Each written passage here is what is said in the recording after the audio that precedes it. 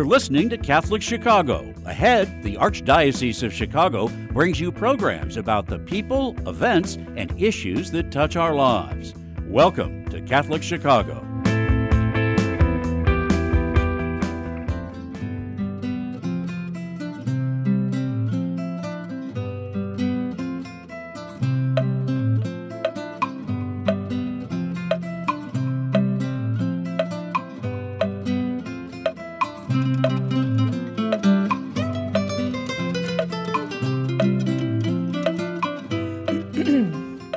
Good morning, and welcome to Mission Matters Live, a program focused on promoting a spirit of mission among the people of God in the Archdiocese of Chicago. My name is Megan Neo, and I'm the director of the Global Mission Office. Our engineer this morning is Mike. You're listening to WNDZ 750 AM. Mission Matters airs on the second Wednesday of the month at 8 a.m. Central. This month, we are so blessed to have with us in studio Father Maciej Fleszar, a missionary priest ministering in the Archdiocese of Brazzaville in the Republic of Congo in Central Africa. He is a priest of the Diocese of Tarnow in Poland originally, but has been given leave to minister as a fide donum missionary. Fide donum. That's right. He is a parish priest of St. John Paul II Parish in Brazzaville. And he's here in Chicago. He's here in studio with me. He's actually here during the Advent season this December to preach an Advent retreat series at a few of our parishes, at Holy Trinity Polish Mission, which is in Noble Square, and Mary Undoer of Knots, specifically St. Constance Church, which is in Jefferson Park. So we're recording it while he's here, but all of you are hearing this in the new year. So we're really glad to have you in studio. It's always better to be able to talk and be face-to-face. So we're catching him while he's visiting us, and this is just such a blessing because we're able to hear some very current information about mission, especially in the Republic of Congo. So we're glad to have you here. So good morning, Father Maciej, and welcome. Good morning, thank you. It's wonderful to have you. Yeah, Thank it's you. a pleasure. Awesome. Okay. So I'd like to get our conversation started just talking a little bit about you. I mentioned that you're originally from Poland, the Diocese of Tarnow, but you've now been on mission for a few years, I think. So maybe we could just talk a little bit about your background. Tell us about yourself. How did you come to the vocation of being a priest? Yeah. As you said, I come from Tarnow, medium-sized city in the south of Poland. Mm-hmm. I discovered my vocation to the priesthood when I was an altar boy in the Cathedral Church of my Diocese of Tarnow, known for the number of seminarians, because there are really many. So many. Mm-hmm. Yeah. Were they all altar boys too? I think before. Many of them? Okay. For me as altar boy, it was natural that my service at the altar should turn into priesthood. Okay. Yeah, and as for my call to missionary life, I have discovered it in the empty tomb of Jesus during my priestly pilgrimage to the Holy Land. Wow. So if you enter it, you cannot rest indifferent. No. It changes you. Yeah, I felt that I am called to go and to preach the gospel, that the tomb is really empty. The tomb and is Jesus empty. is risen. You have to share that message. And this call was confirmed by Pope Francis himself, because at the same time it was the new apostolic exhortation, Evangelii Gaudium, in which the Pope wrote the following words. Life grows by being given away, and it wakens in isolation and comfort. Indeed, those who enjoy life most are those who leave security on the shore and become excited by the mission of communicating life to others. This is truly a missionary message. Yeah. We're all called to be missionaries. Yeah. But some, as a priest, you take that absolutely seriously into the heart. So that was part of your... Yeah, of my experience, of my call. Mm-hmm.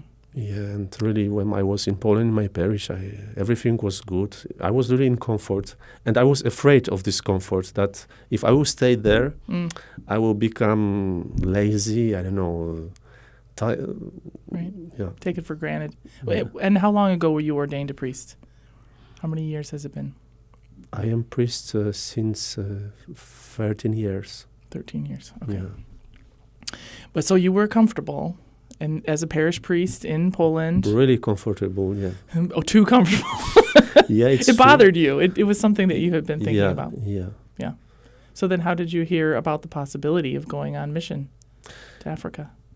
So in my diocese, the priests, they used to go to the mission since 50 years already. Mm.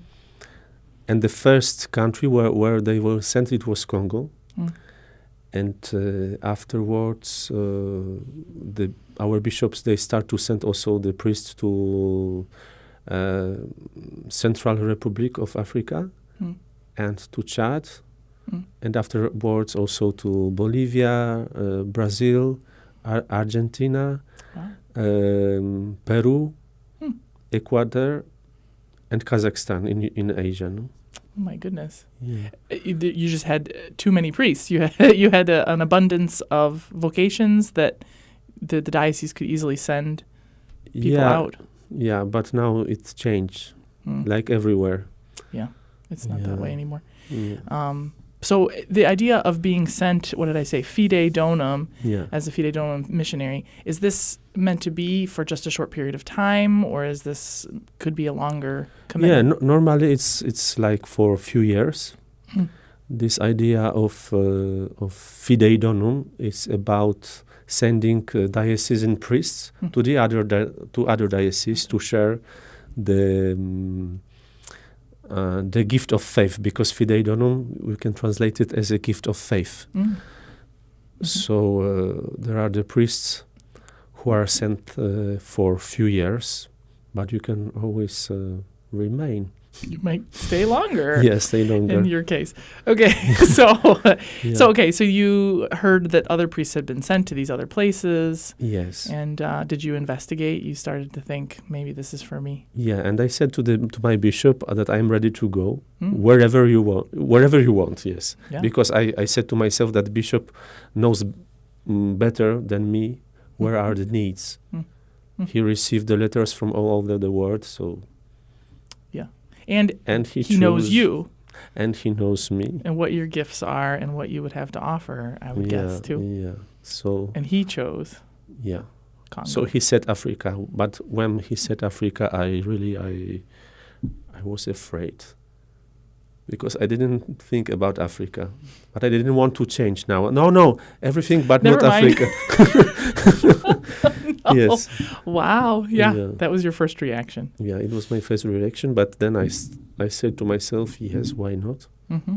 Even if I am afraid, because we know a lot of bad things about Africa, wars, the sicknesses, no, malaria. Malaria. Yeah. It's common, unfortunately. Yeah. For those who travel. Yeah. But it's not as terrible as I thought. Not what you thought. Yeah. Okay, so then when did you first arrive? Make this decision and go? So it was like in 2013, no? Okay. Yeah, it was after 4 years working in my diocese. And then already I work since 9 years in Congo. Yeah. That's quite a few years. Yeah, so I am more there than in Poland. Right. Oh, yeah. Right. You ministered more years in Congo than you did it back at home in Poland. And, when you first arrived, you said that you had these kind of first thoughts. What did you see and how did it initially? It was a big surprise, no? Because the first surprise it was a heat. The heat. Yeah, I thought that maybe the heat on the airport it comes from the airplanes. from the airplanes, but it was not the case. No. Because when I came to the parish, I realized that it was always the same heat. Always. Yeah, But and even in the night, really, yeah, all and day then, long. and And then you mentioned Congo is on the equator, yes, on the equator. so it is hot. Yeah, it all is year really round. hot. Yes, and Yeah. the sun is always upon you. Right Yeah, on top of right. Yeah, right on the top. you. Okay. What else? Yeah. And then the noise and the dirt. Yeah. Mm-hmm. And this is something which what is always difficult to me to accept, but I try to work with it. The kind of messiness of it being loud and dirty and kind of not very neat and tidy. Yeah, maybe in center of the city is quite like a little bit European style, but when we go to the districts around, it is really dirty. It can be not so neat and tidy. And this is the case of my mission, where and the site where you are is a little bit more away from the city. Yes. And what about missionary life? You know, you had been working in the diocese where you grew up. You knew everybody. You spoke the language. Yes. You know, you were more, I mean, not know everybody, but you knew people. Mm-hmm. And now as a missionary, you're somewhere where, I mean, is there any other priest there from Poland? No, we are, now we are 2 Polish priests in Congo. Okay.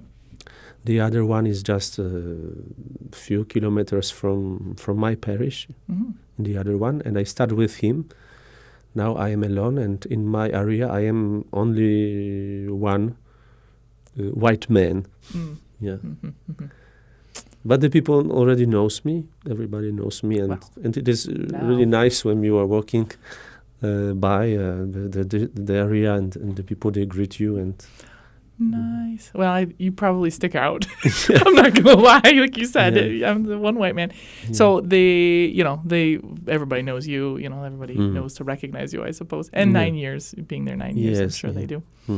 But missionary life, are you there with any other priests, or are you really ministering at this parish on your own, in terms of sacraments and needs of the community? No, actually, I work with the other priests.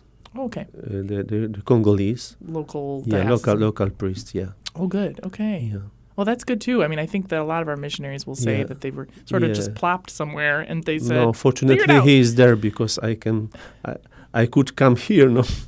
Right. Oh, yeah. You were able thanks to him. Travel, right. And somebody's there ministering in your space.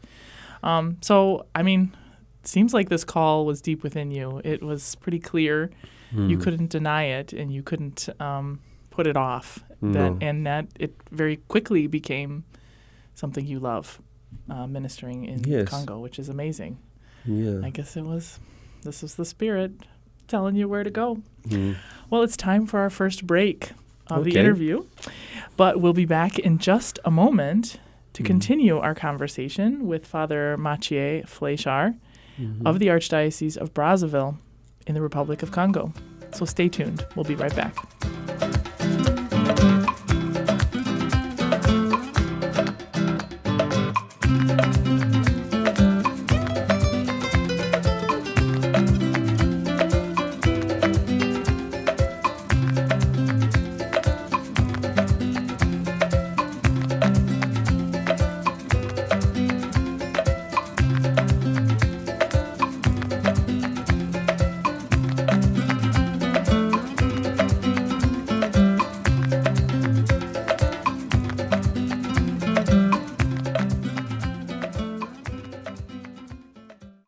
Catholic Charities accepts car donations? If you're ready to free up space in your garage and put a stop to all those expenses that go along with owning a car, we will gratefully accept your donation, whether the car is running or not.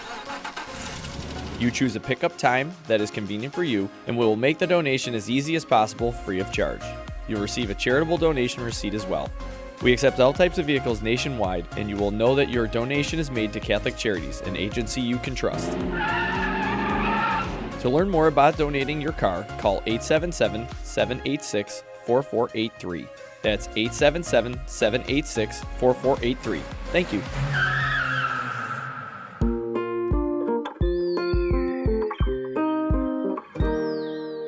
I I can't imagine myself going into any other school.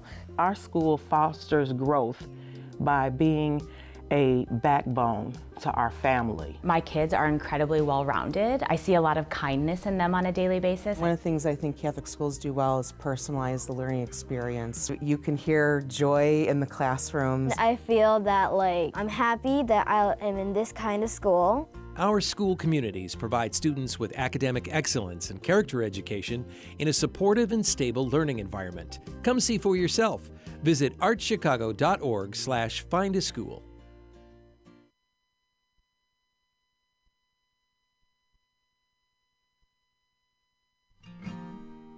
At Catholic Charities, we want to remind you that we are here for anyone who is a victim of domestic violence or anyone who has a concern about someone they think may be a victim. Domestic violence affects millions of people each year, both women and men, of every race, religion, culture, and economic status. It includes physical, psychological, and emotional abuse, inflicted in both subtle and overt ways. The impact on children can be devastating. If you or someone you know are victims of domestic violence and you are looking for a place for healing and recovery, call us at 773-935-3434 in Cook County and 224-430-4977 in Lake County. A safer, happier tomorrow can begin today.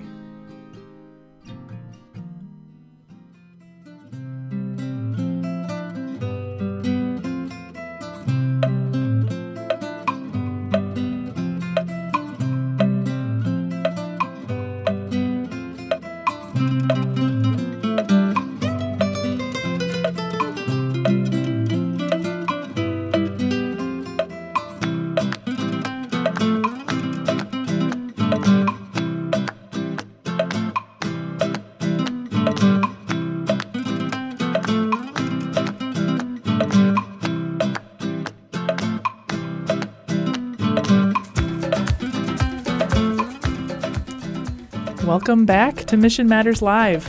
I am Megan Mio, Director of the Global Mission Office, and I'm here with Father Maciej Fleszar, missionary priest originally from Poland, but ministering now at St. John Paul II Parish in Brazzaville in the Republic of Congo in Central Africa.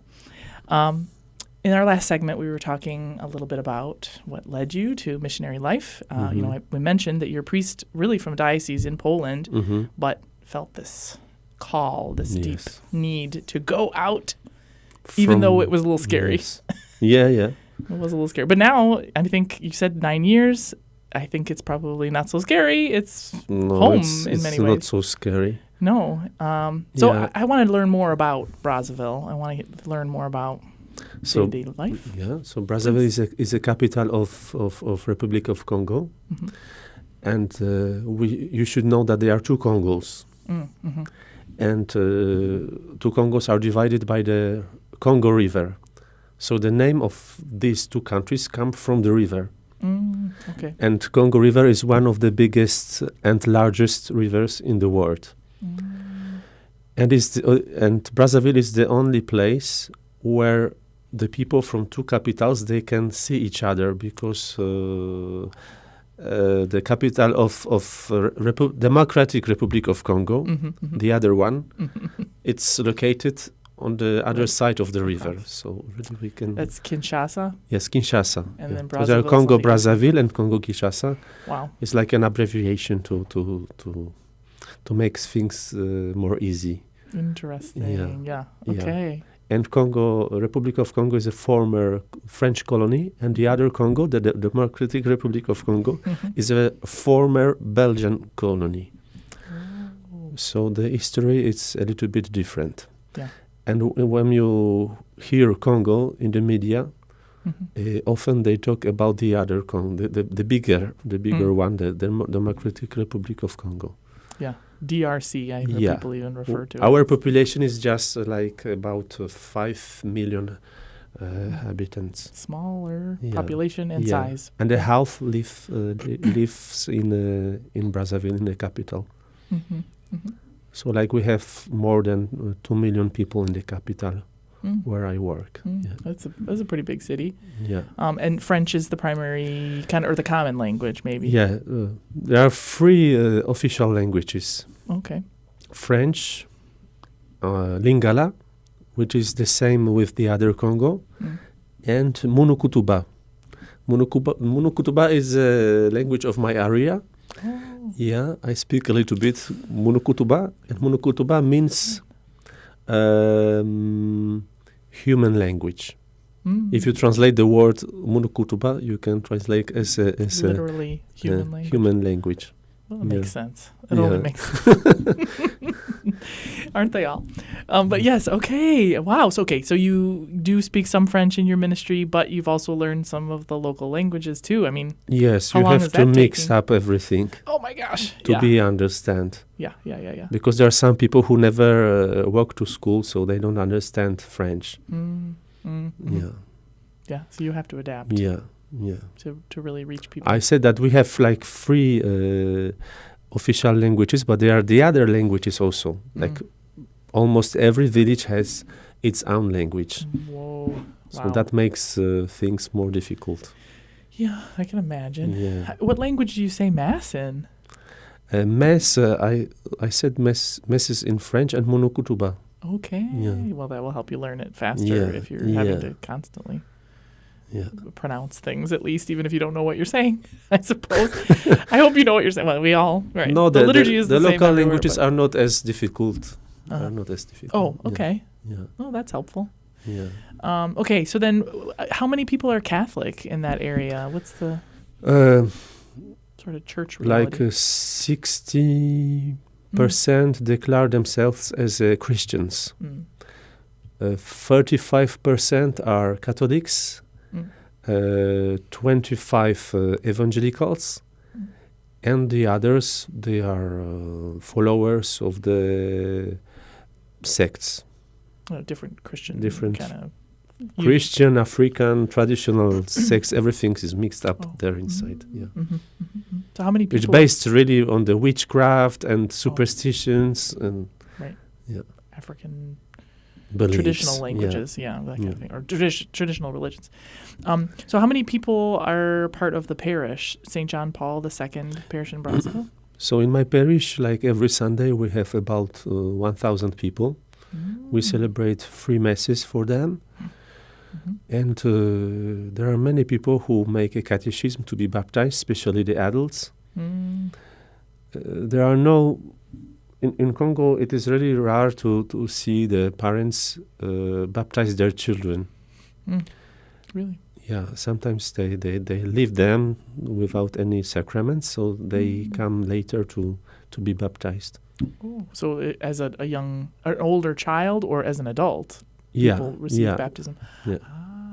And at that point, it becomes kind of RCIA, right? Where if it were a baby, then it would really be the education to the parents. Yeah. But if it's an adult who's determining, I would like to be baptized, they have to be catechized. They have to prepare to receive all the initiation sacraments. Yeah. Wow. So and often it's their own decision, no? Right. Yeah. They've elected. They've decided this is. But they've been going to Mass all this time, too? Yes, of course. Goodness. But I can say that half of our parishioners are not baptized. Oh my gosh. For the different reasons. Sometimes they are still going to their sects. They still have their own beliefs. They search the truth. Yeah, and I also have to mention that we have a polygamy in Congo, which is officially it's legal. It's legal, yeah, which is not legal. Taboo. So if you have 3 wives, you cannot be baptized, no. And this is the problem. Yes. Okay. So we receive some people who come from these households, but we cannot baptize them. No, there's no sense in pursuing that. I would say, I know I've heard this from other missionaries, that here in the U.S. anyway, at least, we think, well, you're either this religion or you're that religion. You believe this or you believe that you can't do both. But that is not the case in other parts of the world. It sounds like that's true in Congo. people see no contradiction in saying, yes, I'm polygamist, but I'm also going to Mass and I'm not baptized. It doesn't matter to me. Yeah, sometimes you can see them in our church, sometimes in different... In another church, or in another worship site or whatever. Yeah. Interesting. I would imagine then that changes the way that you approach ministry with people. Often they said that this is the same God and there are no difference. Yeah, right. Yeah. They're just looking for answers. So you really have to get to know other ministers, other church or faith leaders in the area too, to kind of work together. Yeah, I think we should know their way of thinking.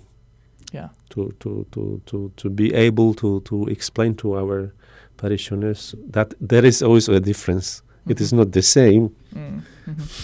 Well, unfortunately, it is not the same. We wouldn't both exist if we didn't. If we believed the same thing, then we would be together. That there's a difference. Well, and even to help people understand why Christians do have more strict understandings about marriage, or strict understandings about if you're going to be baptized, you do have to commit yourself to the Christian faith and believe this specific creed and live your life as much as possible in alignment with that, which might be kind of, something people have to really process if their culture doesn't support that necessarily. But do you have like lay leaders? Do you have people who are involved in the life of the parish? Those who are baptized, perhaps, or catechists, things like that. So we have like 3 groups of those who are more involved. No? So we have the group of catechists. They are like about 20. We have also the group of ministries of the Holy Communion. The lay people who every Sunday give the Holy Communion to the sick. We have about 50 sick people in our area, which we've visited regularly. And the other group are the lectors, the people who are involved they are more in the liturgy, and they prepare the masses and the stuff. Wow. Yeah. I've heard this too with missionaries, especially in Africa, like outstations. If a parish, boundaries are very, very large, especially in rural areas, that sometimes there's little chapels or areas. It's true, but it is not our case because we are really in the capital. So there are 50 parishes in the capital. We don't have any chapels to serve. No, maybe after. As the church grows? Yeah, because our parish is still in construction, so we have to construct first of all our own parish, and then we'll think maybe we'll create the other. Okay, we can talk more about the construction of the parish in just a moment, but I wanted to mention too, that means that the parish really is like a central focus point, like you gather people then to the parish. Yes, and I think. And also in Congo, the presence of parish it's like a factor of development, because it really changed the area, and it changed the mentality, and it changed also the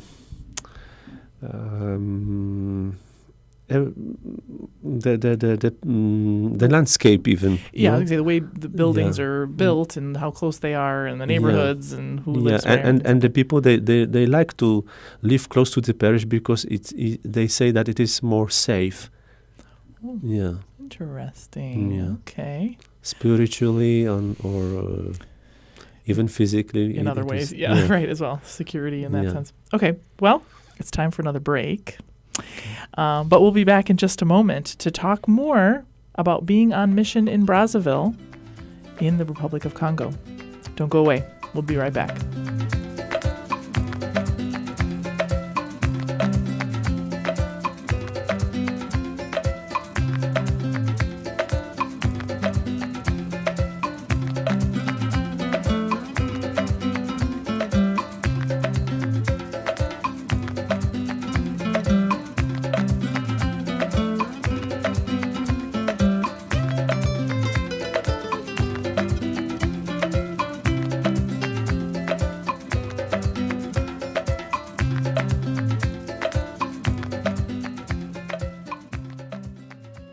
Caring adults make all the difference in the lives of adolescents. Catholic Charities understands this, and our mentorship programs provide a free opportunity for young adults to spend time with volunteers who genuinely care about them. This program is ideal for youth aged 9 through 12 who may need support navigating the challenges of childhood and early adolescence. Our amazing volunteers serve as friends who help youth recognize their strengths and empower them to reach their full potential. Catholic Charities conducts a thorough background check on every volunteer, and our program coordinator closely monitors and supports every relationship. Mentoring is a fun after-school program that can help young adults build confidence and enjoy fun activities with their peers, too. To learn more, visit CatholicCharities.net or call 312-655-7970 in Cook County and 847-782-4224 in Lake County. We're connecting youth with great role models. Join us today.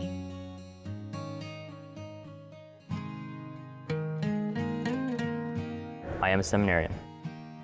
The Church needs compassionate and well-trained priests to help guide each of us through life. What inspires me, what draws me always to the priesthood is continue to see priests be a beacon of hope for other people. You can play a part in the education of these young men as they prepare for a life of service to others.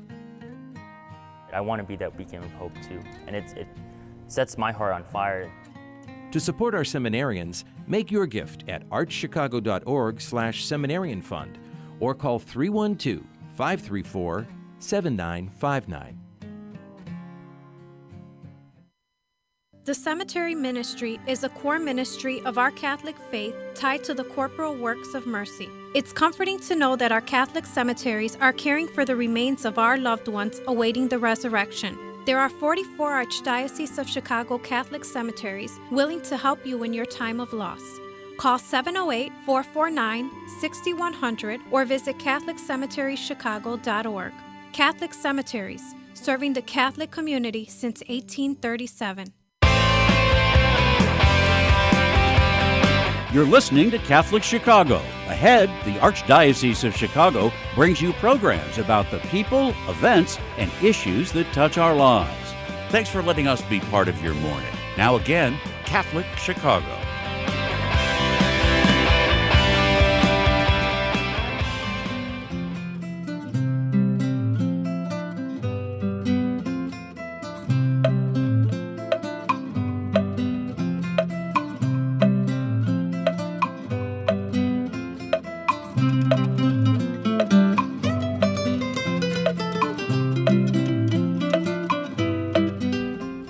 Welcome back to Mission Matters Live.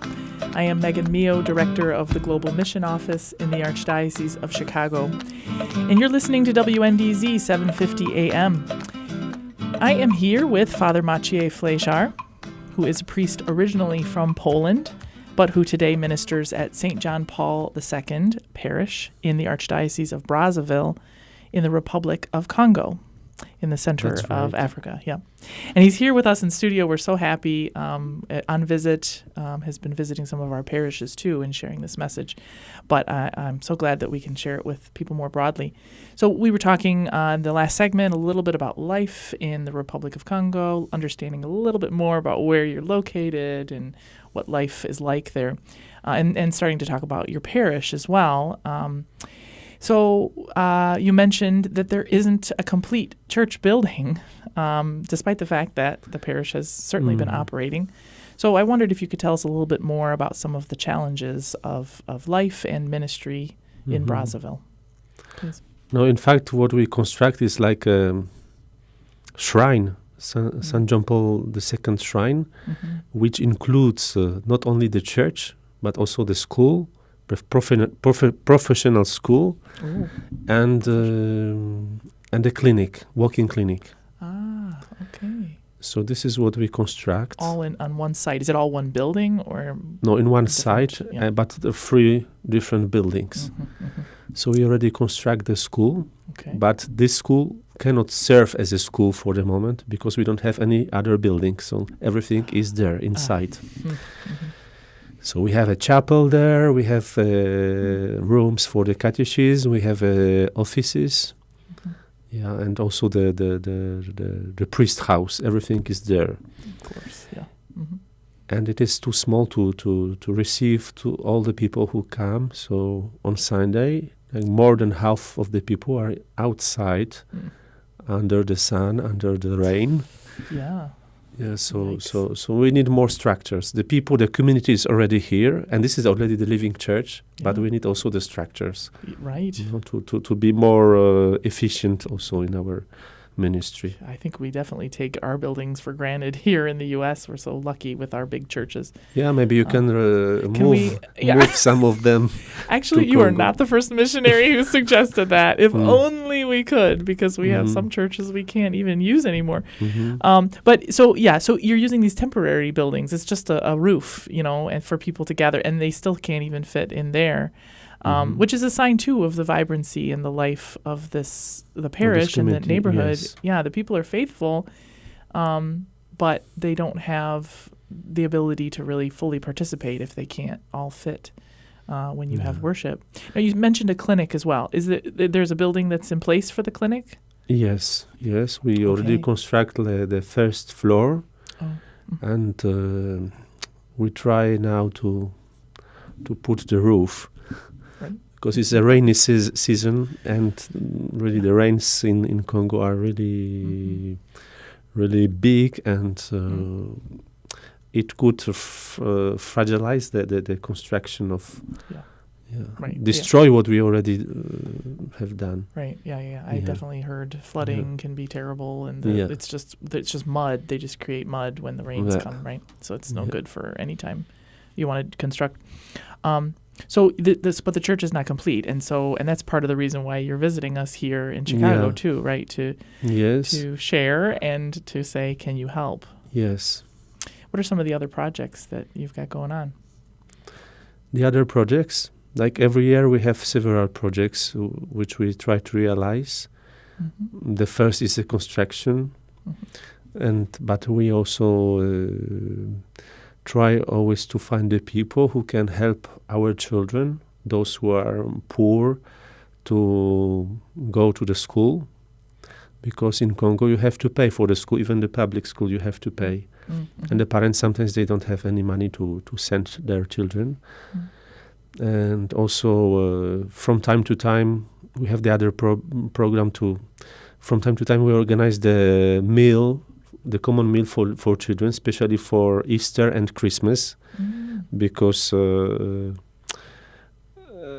parents they cannot do anything during the feasts to make a difference, no? So we try to make this difference in the parish, and we organize the big feast for children. Sometimes we even have like about 6,000 children who come, and we always have something little to share, just a rice with beans, and they are already happy. Well, you mentioned during the break that people typically eat just one meal a day. Yeah, it's true. It's true. But like I mean, what a gift most to be providing. Most of Congolese, they eat only once a day. In the evening. Yeah. So it's a treat that the church is offering something. Yeah. Even if to us it seems very simple, it's really something special for that community. Yeah, and you also you should know that if you really want to organize something for people, and you want that the people come to the parish, you have to prepare something. Give them some food. Yeah. That's true, because I suppose, here too. How the people, they can participate in the formation. If they don't, then they are hungry. If they haven't eaten. Oh, yes. I have definitely heard missionaries speak that way. Yeah. That at schools that they do offer meals often, because how can a child learn if they haven't had enough in their stomach? And if a family can't provide it, then the school will. The other project that we try also to realize is the formation of the catechists, no? The catechists, yes. The catechists. So those are like lay people who will teach others. Because to form, they have to be formed. Yes, very true. So the parish offers a formation program, but you need some help with organizing it, with getting materials ready, or Yes. this is what that would help with. Mm. You're always looking for more catechists, or do you have a good number of? No, I volunteers? always try every year. I try to renew my call, and I ask those who are already baptized to become catechists.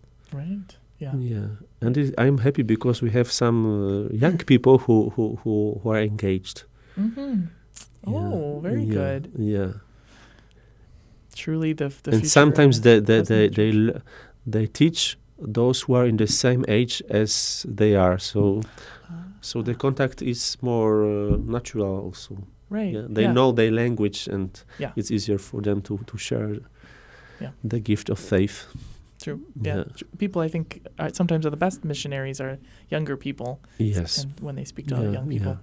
Now, for those of you who are watching us on our YouTube video, you've been seeing photos from Father Maciej's many exploits, all your ministries. You take photos and you post them on Facebook. Yes. So I wonder if you could just mention, for those who want to learn a little bit more, where could they find you? Yes, you can Your find these information. pictures on Paroisse Saint-Jean-Paul II. I don't know how. No, I cannot translate it. Right. The Saint parish, John Paul Saint- II Parish in Jatta. In Jatta. Jatta is the name of the district. So if you wrote Jatta, D-I-A-T-I, yes. So it's Jatta. You will find. You will find. You will find these photos and find a little more information about the parish and the ministry that you're involved in. You mentioned that French is the common language anyway, or the European language, and so that's French.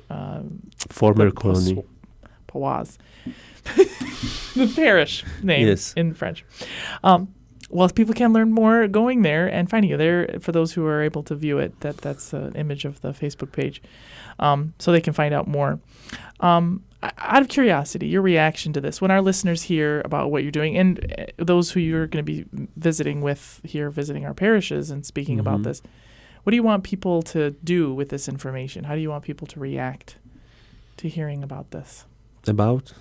About your parish, the needs of the parish, what's going on in Congo. What can people do? They can always help us. Yeah. So there are several ways to help. No, you can pray first of all for us, but we need also the spiritual help, and really it works. It works. Sometimes I have to face really difficult situations.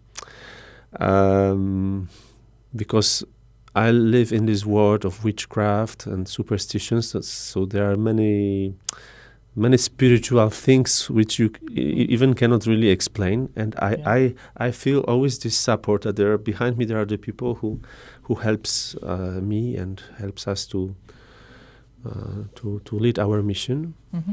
But also materially, you can help by your donations. Yeah. And our office can help you with that. Those of you who are here in the Archdiocese of Chicago.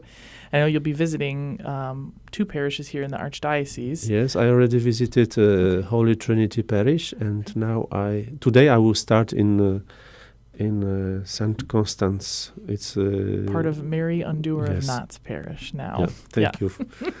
No problem. That's right. Yeah. So folks will be hearing from you in those parishes, and they'll be given the opportunity to donate and to, of course, learn more and offer their prayers. I wondered if we could talk a little bit about your visit. That this right now it is at the season of Advent. Yeah. Even though this interview will be heard after the fact, but and you're here talking a little bit about Brazzaville, but I think you were going to also speak about the season of Advent and your own knowledge. Particularly, I heard of Our Lady of Kibeho. Yes, it's true. Yes, an apparition of Mary in Africa. So tell us about that. Yeah, I don't know if you have ever heard about the apparitions of Mary in Kibeho, in Rwanda, in Africa. I heard something when I was still in Poland, but when I came to Africa, I always wanted to go there and to see the place, and I already did it. And I am really impressed by the simplicity of these appreciations. And I try to spread the message of Mary during the Advent retreat series here in Chicago. I am always with the statue of Mary from Kibeho, and every day we try to enter into one of the aspects of these appreciations. There are many aspects, because Mary appeared during 8 years in Kibeho in Rwanda. So she said a lot of things during 8 years. No, but in general, it is about a conversion, about penance, like every time when Mary comes. And what is specific for Kibeho is that that is enough in Africa. So the context it's quite different, and it was the context of the genocide. Because Mary in Kibeho, they try to avoid this what was happened afterwards. We know it was in 1994. Yeah, I was going to say, I'm sure our listeners will at least know that much. During 100 days, there are like more than a million people which were killed, and it was the biggest genocide ever noticed in the history of the world. Modern history. So she appeared before or after the genocidal war in Rwanda? It was before. It was before, because the first apparition took place the 28th of November, 1981. Wow. Yeah. I mean, the other thing is we don't hear very much about apparitions of Mary within our lifetimes. Yeah. We think of them as something that happened many years ago. Yeah. So it was not. So this is recent. Yeah, and I know also the those who see Mary, no, because one of the girls, she's already a woman, and she lives still in Kibeho. So you can meet her when you will go there. Oh.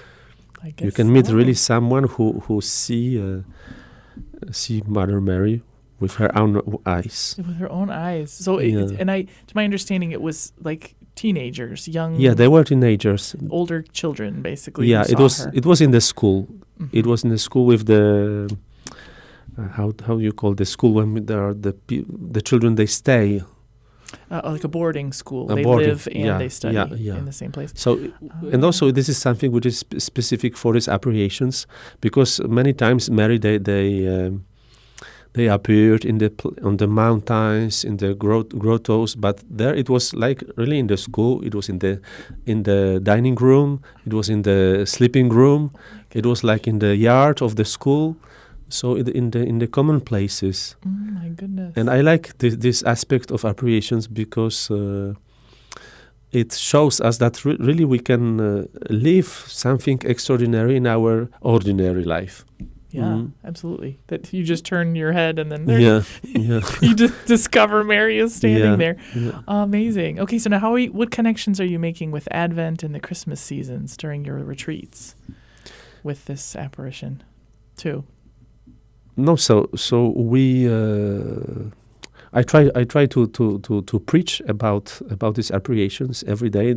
So we have the other team, but in the same time we pray the Rosary of 7 Sorrows of Mary, because this is the prayer which is actually quite ancient in the tradition of the Church.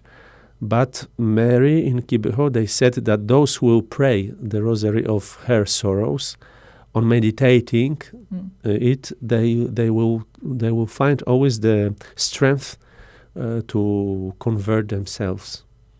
Wow! Because it is quite normal that sometimes we have some problems with ourselves, some addictions even, and we don't know how to how to go out from it. No. How do I change my yes, ways? how to change, and really Yeah. it is this rosary can really help you to It's a spiritual tool in a Yes. way, is a way to Yeah. focus your energy and your attention on Yeah. returning to God, returning to Mary in faith Yeah. in the midst of our Because failings. when you pray the rosary of Seven Sorrows of Mary, you meditate her tears. No? And if you see your mother crying, you cannot be different and different. Yeah. Yes, absolutely. It should change you. Well, that's interesting because I feel like, at least here in the U.S., the seasons of Advent and Christmas mixed together often. Are we focus on the joy, and it, understandably and for good reason, we focus on the joy. Yeah, of the but I think we coming of forget Christ. this aspect of conversion. Well, right.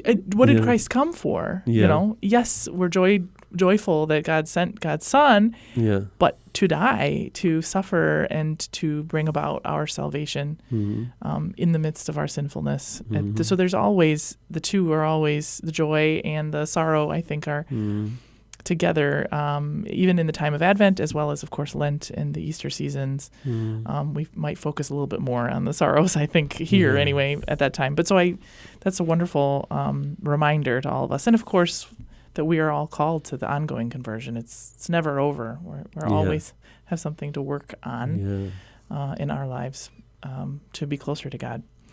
In conversion, it is about making space, making a room for Jesus, in our hearts.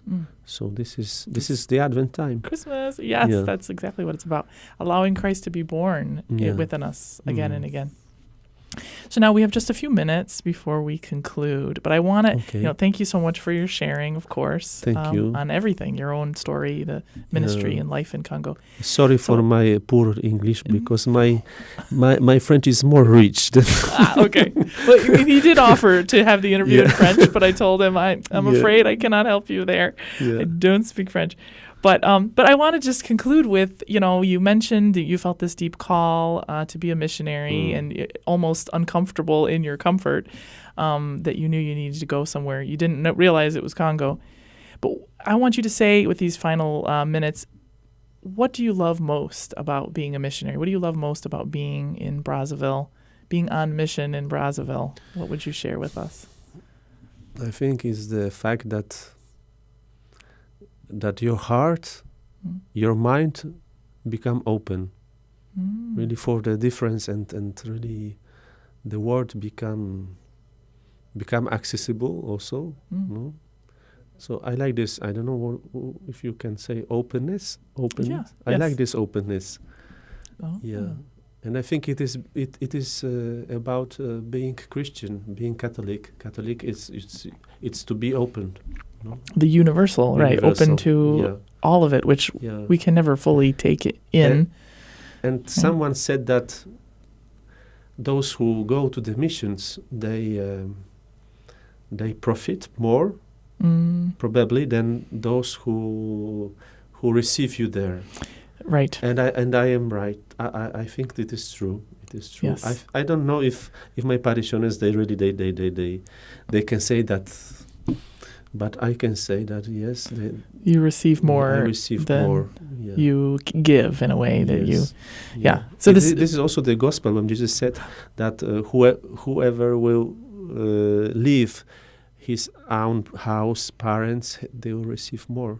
And I have a lot of children in Africa now. A lot of mothers, fathers, and a lot of houses. Yeah, right. Yeah, and oh, my gosh. So try, you will see. Yeah, right. So this is the final message of the show is maybe you might be called to this life too. So it gives you joy because you see that what is written in the gospel, it is true. It's true. It is true. It's very true. I gotta say, every time I've ever met somebody who's been on mission, even in the temporary, even just a few weeks or a year or two, they always come back just brimming, like just joy, excitement. Let me tell you about this. I had this great experience. It helps you to see yourself in a different way. It helps you see your faith in a new way. I think the openness you mentioned too, it's like when my theory is that when you go outside of your comfort zone, if you go outside your cultural context, then anything that can distract us, pull us away from what we're really meant to be or what we're meant to do is gone. And you are just there at the mercy of the community.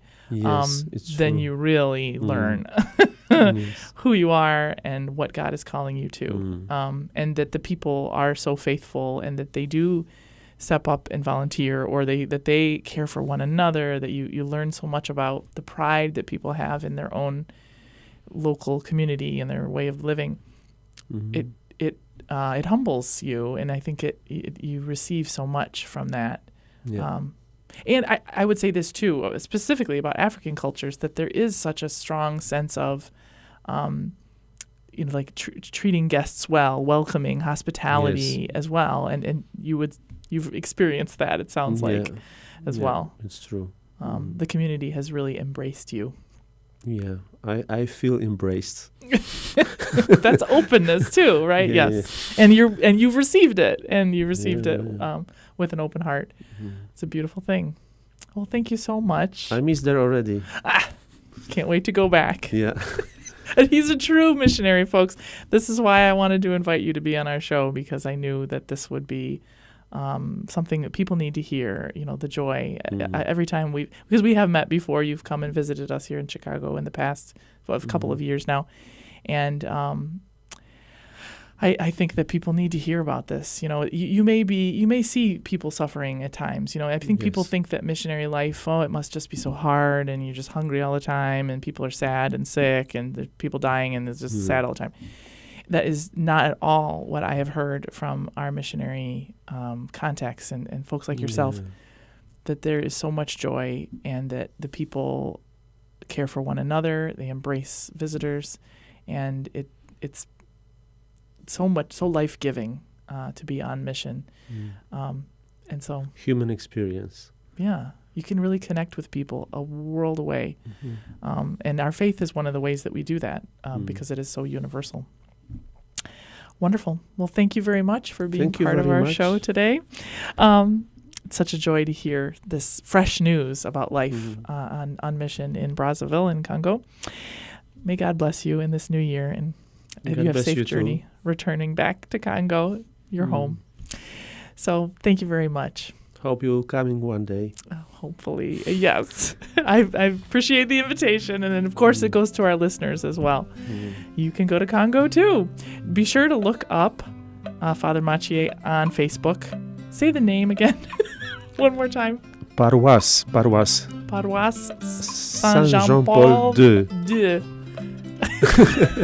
Diata. Diata. Yeah. But if you write Diata, you will find it. Okay, Diata. Check that out on Facebook, and you can see some more photos and hear a little bit more, if you speak French, from Father Maciej.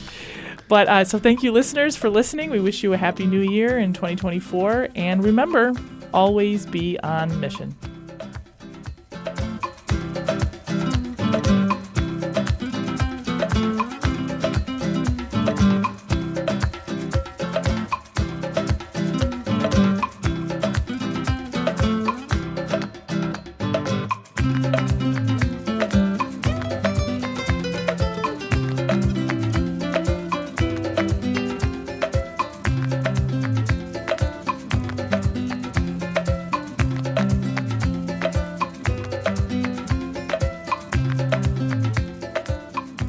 Join us every Monday through Friday at this time for Catholic Chicago. You can stream our programs live or listen to past programs by visiting our website, archchicago.org, and clicking on Radio TV. And please connect with Catholic Chicago on social media.